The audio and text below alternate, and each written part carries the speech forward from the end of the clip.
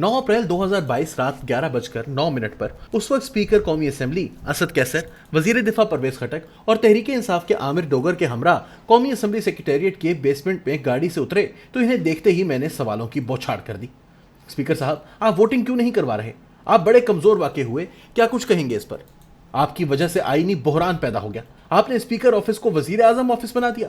जो ही मैंने आखिरी सवाल किया, साबिक स्पीकर अपने साथियों और कौमी असेंबली के चीफ सिक्योरिटी अफसर sergeant at arms mister Ashfaq के हमरा लिफ्ट में दाखिल हो चुके थे, जिसका दरवाजा आहिस्ता आहिस्ता बंद हो रहा था कि इतने में मुझे एक गाली की आवाज सुनाई दी। लेकिन यकीन बिल्कुल ना आया कि स्पीकर साहब सवालों का जवाब गाली से देंगे। दरअसल उस वक्त असद कैसर इमरान खान से वजीर आजम हाउस में एक ऐसी हिजान खेज मुलाकात करके आ रहे थे जिसमें इनका मुस्तकबिल तय हो चुका था। इस मुलाकात में इन पर वजीर आजम दबाव डाल रहे थे कि वो सुप्रीम कोर्ट के 7 अप्रैल 2022 के हुक्मनामे और आईन पाकिस्तान में दर्ज हिदायत की परवाह किए बगैर वोटिंग का अमल अगले रोज यानी 10 अप्रैल तक मुलतवी कर दें। स्पीकर पर मगर एक नामालूम सिमत से दबाव था कि सुप्रीम कोर्ट के अहकामात पर मिनोअन अमल किया जाए। इस इजलास में वफाकी वजीर फवाद चौधरी और स्पीकर के दरमियान तलखी भी हुई। ये उस रोज दोनों के दरमियान तलखी का दूसरा मौका था। सिर्फ चंद घंटे कबल फवाद चौधरी पार्लियामेंट हाउस में स्पीकर से मुलाकात करके इन्हें दो टोक मगर तल्ख अंदाज में बता चुके थे कि इन्हें कुछ और नहीं बल्कि वो करना है जो इमरान खान कह रहे हैं। इमरान खान से मुलाकात में दबाव का शिकार स्पीकर ने अपने इस्तीफे की तजवीज दी तो वजीर दिफा परवेज खटक ने असद कैसर का साथ दिया। यूं इमरान खान को नजर आ गया कि अब वो अपना इख्तिदार किसी सूरत नहीं बचा सकते। वो चाहते थे कि स्पीकर सुप्रीम कोर्ट के अहकामात को नजरअंदाज करके अपोजिशन की तरफ से तहरीक अदम एतमाद पर वोटिंग के बारे में आईन और सुप्रीम कोर्ट के अहकामात को नजरअंदाज करके मामला एक बार फिर अगले दिन तक टाल दें। दरअसल वो भी आईन पाकिस्तान को अमली तौर पर वही गाली दे रहे थे जो बाद में स्पीकर के मुंह से निकली। इस मुलाकात के बाद इमरान खान उठे और वजीर आजम हाउस के हेलीपैड की तरफ रवाना हो गए, जहां से वो सरकारी हेलीकॉप्टर के जरिए बनीगाला चले गए। उधर लिफ्ट का दरवाजा बंद हुआ तो sergeant at arms mister Ashfaq ने स्पीकर को मुखातिब होते हुए कहा, सर आपकी गाली वीडियो पर रिकॉर्ड हो गई है। स्पीकर असद कैसर ने हाथ झटका और एक बार फिर वही गाली दोहरा दी।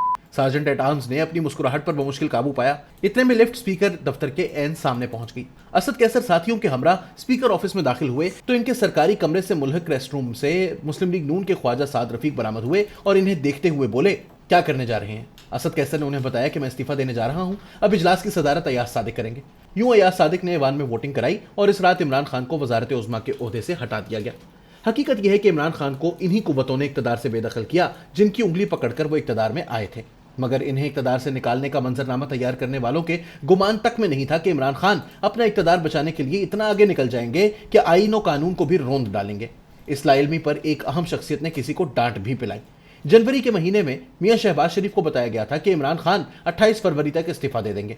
ऐसा मगर ना हुआ तो 8 मार्च को अपोजिशन जमातों ने तहरीक अदम एतमाद जमा करवा दी।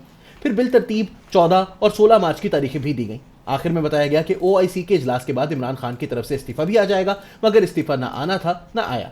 27 मार्च को इस्लामाबाद में जब इमरान खान ने जलसे से खिताब में अमरीकी साजिश के जरिए खुद को इक़्तिदार से हटाए जाने का दावा किया तो अवामी रद्द-ए-अमल देखकर इन्हें निकालने वाले खुद डावाडोल हो गए। फिर एक इजलास हुआ और चंद पर्दा नशीनों की वजह से इमरान खान को बचाने के अमल से दूर रहने के फैसले पर मुस्तकिल मिजाजी का मुजाहिरा करने पर इत्तफाक किया गया। वैसे ये सब भी हमारी जमहूरियत के लिए स्पीकर की तरफ से दी गई इसी गाली के मुतरादिफ है। इमरान खान का इक़्तिदार बचाने के लिए उस वक्त डेप्यूटी स्पीकर कौमी असेंबली कासिम सूरी ने भी आईन और कानून को 3 अप्रैल की रूलिंग के जरिए गाली दी थी। इस बात पर असद कैसर तारीफ के मुस्तहिक हैं कि वो कम अज कम इस मामले में आगे नहीं बढ़े। डिप्टी स्पीकर की गैर आईनी रूलिंग पर मेरी उनसे मुलाकात हुई तो वो अपने इकदाम पर नादिम होने की बजाय फख्र कर रहे थे। यह अलग बात है कि सुप्रीम कोर्ट ने 7 अप्रैल 2022 को अपने हुक्मनामे में इनकी रूलिंग को गैर आईनी करार दे दिया। यूं इमरान खान की तरफ से 3 अप्रैल को ही असेंबलियां तहलील करने का हुक्म भी रद्दी की टोकरी में चला गया। 9 अप्रैल की रात इमरान खान उन 22 बदकिस्मत वज़राए आज़म की फहरिस्त में शामिल हो गए जो 1973 के आईन में दर्ज 5 साल मुद्दत पूरी नहीं कर सके। दरअसल पाकिस्तान में वजीर आजम और सियासी जमातों को इक़्तिदार से बेदखल किया जाता रहता है क्योंकि यहाँ मुस्तकिल तौर पर मुक़्तदरा ही फैसला साजी के अमल में नुमाया रही है। अलमिया तो यह है कि इमरान खान इक़्तिदार से बरतरफी के बाद इन किरदारों के नाम लेने की हिम्मत भी नहीं कर रहे जिन्होंने इन्हें इक़्तिदार के पुरआसाइश ऐवानों से वापस सड़कों पर चौराहों पर धकेल दिया है। इमरान खान अपने इक़्तिदार के कातिलों की बजाय अमेरिका को गाली दे रहे हैं। ये गाली मशहूर भी बहुत हो रही है क्योंकि हमें बचपन से पढ़ाया गया है कि पाकिस्तान में जो वाक़यात समझ ना आए वो या तो एजेंसियों की कार्रवाई में होते हैं और ऐसा ना हो तो अमेरिका इसमें ज़रूर मुलव्वस होता है। अब हमारे यहाँ एजेंसियों का नाम लेने पर कोई तैयार नहीं, लिहाजा अमेरिका को गाली देकर सियासी दुकान चमकाना आसान है।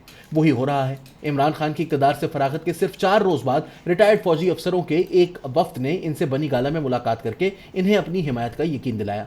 یہ اس بات کا ثبوت ہے کہ تحریک انصاف کے سربراہ کے تازہ بیانیے نے اسٹیبلشمنٹ کے اندر بھی دراڑیں ڈال دی ہیں۔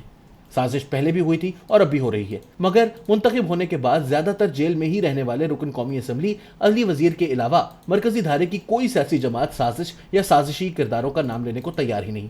میڈیا کے پر پہلے ہی کٹ چکے ہیں۔ ملک میں یہ فکری بانجھ پن دیکھتا ہوں تو بہت افسوس ہوتا ہے۔